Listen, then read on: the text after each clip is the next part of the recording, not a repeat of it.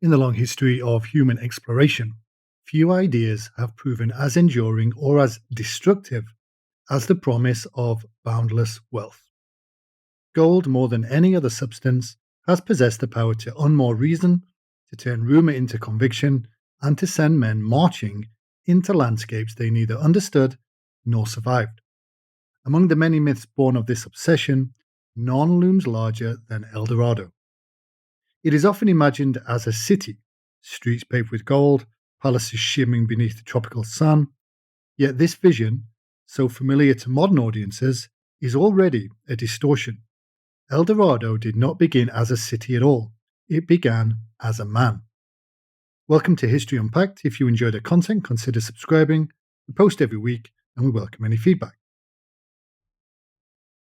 When Spanish conquerors pushed inland from the Caribbean in the early 16th century, they encountered peoples whose wealth was not measured in coin, but in ritual and symbolism. Among these were the Muisca, inhabitants of the high plateaus of what is now central Colombia. Their society was ordered, agricultural, and deeply ceremonial. Gold held meaning not as currency, but as a sacred material, an offering to gods rather than a measure of earthly power.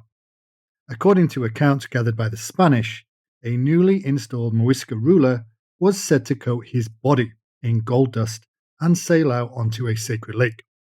There, surrounded by priests and nobles, he would cast offerings of gold and emeralds into the water, returning purified and reborn. To the Muisca, this was ritual. To the Spanish, it was revelation. They called the figure El Dorado, the Gilded One. The transformation from gilded man to golden city occurred swiftly and perhaps inevitably. Spain's early successes in the Americas had been extraordinary. The fall of the Aztec and the Inca empires had yielded riches on a scale previously unimaginable. Treasure fleets crossed the Atlantic laden with silver and gold, reinforcing the belief that wealth lay waiting wherever Europeans dared to claim it. In this climate, moderation was not rewarded. Rumour carried more weight than caution. Each expedition returned with new fragments of hearsay. Lakes filled with gold, kings richer than Montezuma, cities hidden beyond the mountains. El Dorado ceased to be a ritual and became a destination.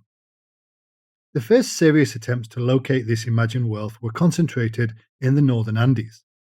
Exhibitions clawed their way through jungles, crossed flooded plains, and ascended brutal mountain passes. They endured disease, starvation, and constant conflict with unfamiliar terrain. What they did not endure, at least not often, was success. But that didn't stop further expeditions, however, and each one created more mythology and more madness. One of the earliest and most revealing of these ventures was led by Gonzalo Jimenez de Quiesda.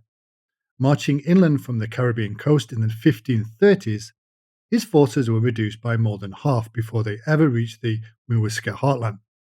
They found gold, certainly, but nothing like the legends promised. And yet the myth did not weaken, it grew. As the decades passed, El Dorado drifted eastward. When it failed to materialize in the Andes, it was relocated to the plains. When it could not be found in the plains, it was moved deeper into the Amazon basin. Maps were withdrawn, rumors refined, and justifications invented. Failure, paradoxically, became evidence. If El Dorado had not yet been found, it must simply lie further on.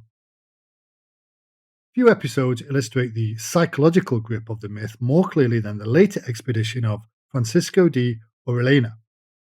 Originally dispatched in search of provisions during a larger venture, Orellana and his men were swept eastward by the vast river systems of South America. They travelled for months along an unbroken corridor of water, encountering dense populations, fortified settlements, and fierce resistance. Their journey culminated in the first European navigation of the Amazon River. Yet even this remarkable achievement was reframed through the lens of El Dorado. Orellana's reports of warrior women, likely exaggerations or misunderstandings, fed classical fantasies of Amazons guarding untold wealth. Geography itself was bent to serve expectation.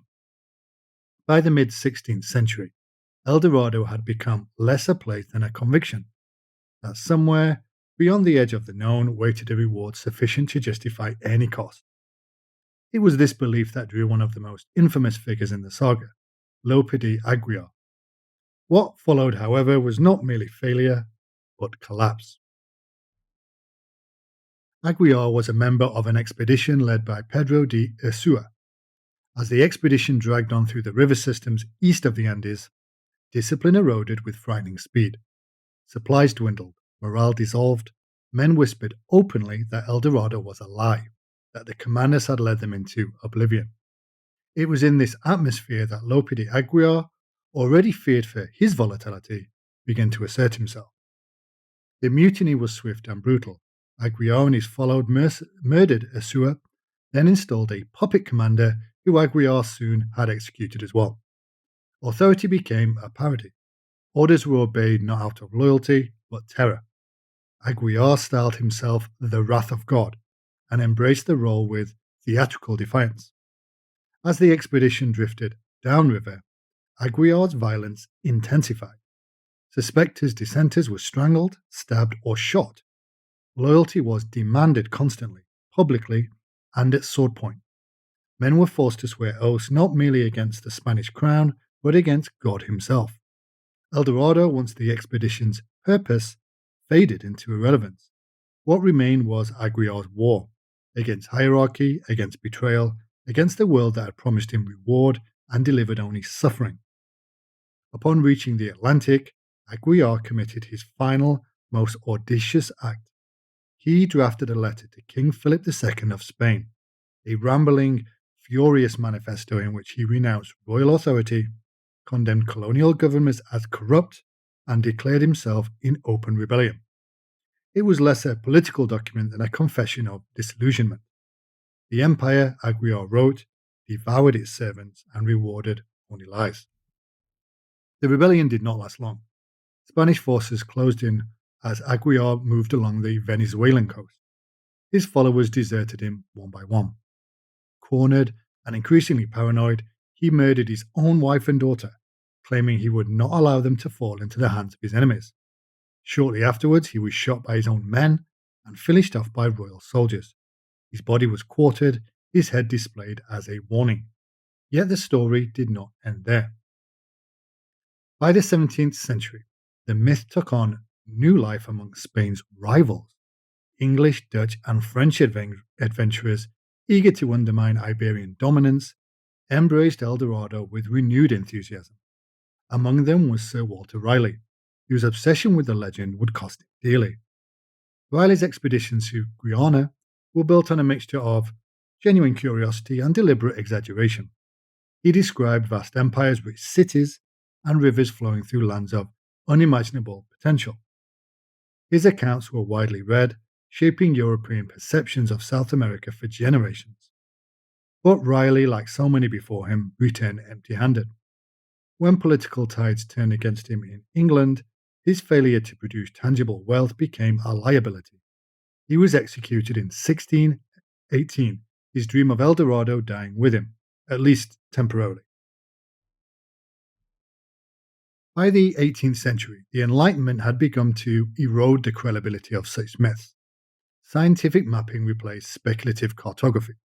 Expeditions were conducted with instruments rather than hopes. Lakes were partially drained in a desperate attempt to recover its offerings, yielding artifacts but no fortune. What emerged instead was a quieter truth. El Dorado had never been a city, it had been a misunderstanding, inflated by greed and sustained by distance.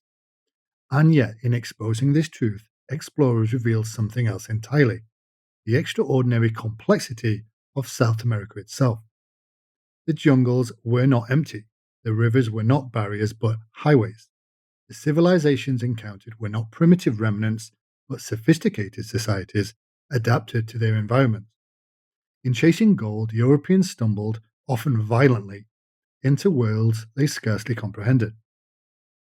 In this sense, El Dorado was real, not as a city of gold but as a mirror.